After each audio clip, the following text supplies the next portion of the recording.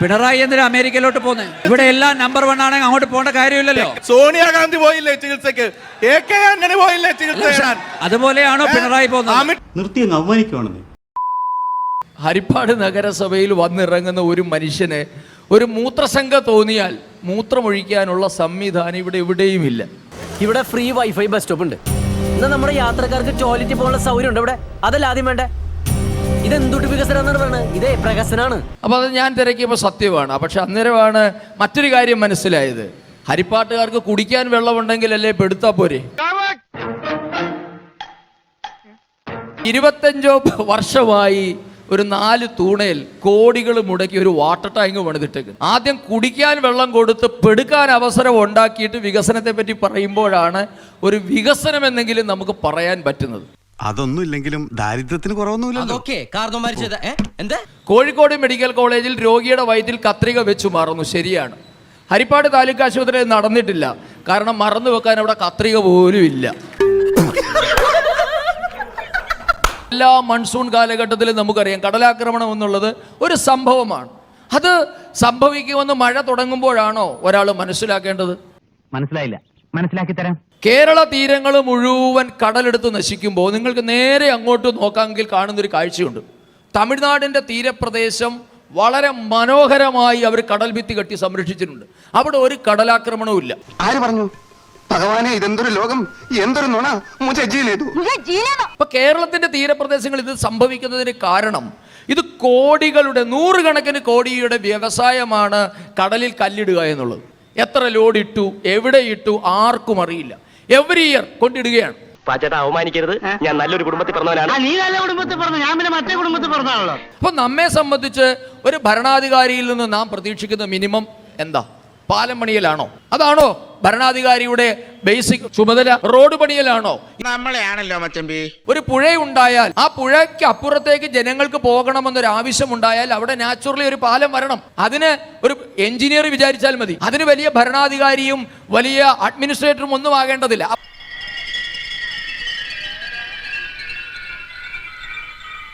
നടപ്പാക്കാൻ കഴിയുന്ന പദ്ധതികളാണെങ്കിൽ ദേശീയപാത വികസനം ഉൾപ്പെടെ വളരെ മാതൃകാപരമായി നടപ്പാക്കുന്നതാണ് കേരളത്തിലെ ഇടതുപക്ഷ ജനാധിപത്യ മുന്നണിയുടെ ഗവൺമെന്റ്. കേൾക്കാൻ നല്ല രസമുണ്ട്.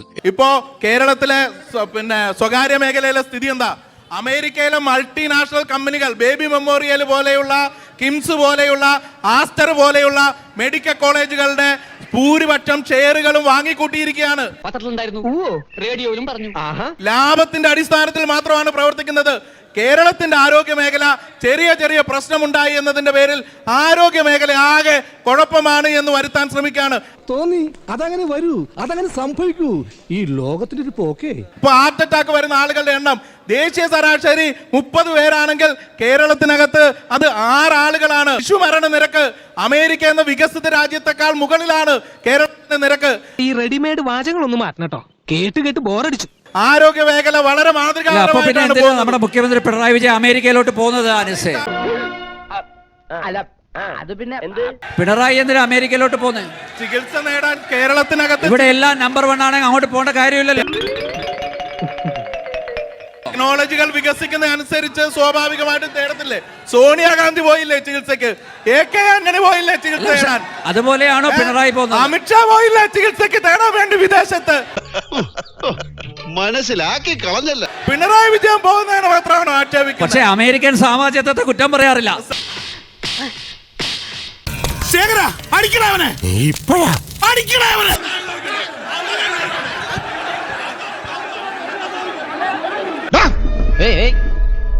പേടിപ്പിക്കില്ല നേതാക്കന്മാരെ, പേടിച്ചു പോകൂട്ടാ.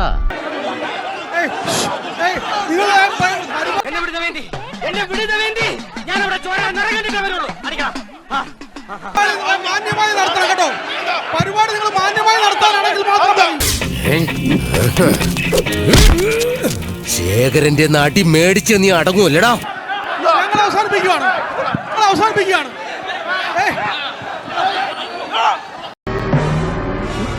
കയ്യിന്ന് പോയടാ ചാർലി.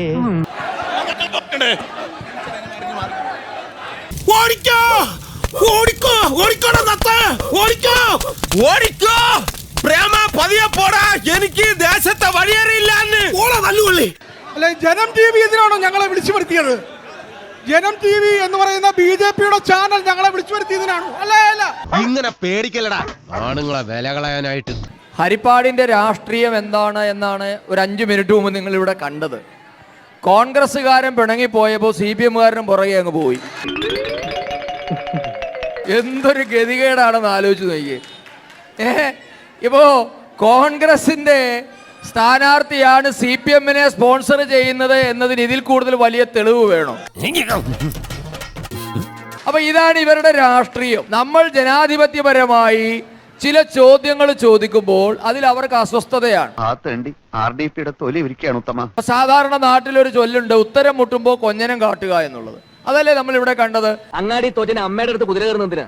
സത്യത്തിൽ എന്തിനാണ് ഞാൻ വന്നപ്പോൾ മുതൽ ശ്രദ്ധിക്കുകയാണ്, വളരെ ഹീറ്റഡ് ആയിട്ടാണ് സംസാരിക്കുക. അതിന്റെ ഒരു ആവശ്യം ഇവിടെ ഉണ്ടായിട്ടില്ല. എന്ത് ചെയ്യാനാടാ, ഞാൻ ഇങ്ങനൊരു ദുരന്തനായി പോയി. നിങ്ങൾക്ക് ഈ ചോദ്യങ്ങൾ അഭിമുഖീകരിക്കാൻ തന്റെ ഇടമില്ല എങ്കിൽ ദയവേത് ഇത്തരം ചർച്ചകൾക്ക് വരരുത്. ഉത്തരമില്ല എങ്കിൽ ഉത്തരം പറയാം, ഉത്തരമില്ല എന്ന് പറയാനുള്ള ആർജവം ഉണ്ടാക്കണം. പോത്തിനോട് വേദോദാണ്, വെറുതെ സമയം കളയണ്ട. ഗോകുവ വിളിച്ച് പേടിപ്പിക്കൊന്നും വേണ്ട. ഞങ്ങൾ പേടിച്ചു ഗോകുവ വിളിയൊക്കെ കയ്യിൽ വെച്ചാൽ മതി. മനസ്സിലായില്ലേ? ഗോകുവ വിളി കയ്യിൽ വെച്ചാൽ മതി. Yes yes. അത് കോൺഗ്രസ്സുകാരുടെ അടുത്ത് നോക്കിയാൽ മതി. 4 ആള് കൂടുന്നിടത്ത് ഇറങ്ങിയെന്ന് പൊട്ടിക്കും എന്ന് പറയുന്നതല്ലാതെ നിന്നെ കൊണ്ട് വല്ലതിനും കൊള്ളാവോ? നിങ്ങളെ ഗോകുവ വിളി ഇങ്ങോട്ട് വേണ്ട. ഞങ്ങളെ പേടിച്ചു പോയതൊന്നുമല്ല, ഇവിടെ തന്നുണ്ട്. ഞങ്ങൾ ഇവിടുത്തുകാരാ. Okay, okay, okay. ഒരുത്തരം പേടിക്കില്ല, ഒരുത്തരം പേടിക്കില്ല. തല്ലുകൊണ്ട് ഓടുന്നവരല്ലടാ ഞങ്ങളെല്ലാം ഒതേനന്റെ നാട്ടുകാരാ. ഒതേനെ ഞാൻ ഒന്നിച്ചു പഠിച്ചവരാ. പിന്നെ ഈ ഓട്ടം അത് പടയോട്ടം. ജനം ടി വി എന്ന് പറയുന്ന BJP-യുടെ ചാനല് വിളിച്ചിട്ട് ഞങ്ങൾ മാന്യമായി വന്നവരാ. ഇവിടെ പ്രശ്നം ഉണ്ടാക്കിയത് BJP-ക്കാരാ. മര്യാദ കാണിക്കണം, മര്യാദ, രാഷ്ട്രീയ മര്യാദ. വിളിച്ചു വരുത്തിട്ട് അപമാനിക്കരുത്, വിളിച്ചു വരുത്തിട്ട് അപമാനിക്കരുത്. നിനക്ക് ഇപ്പോഴും നല്ല വിഷമമുണ്ടല്ലേ? കുറേശ്ശെ.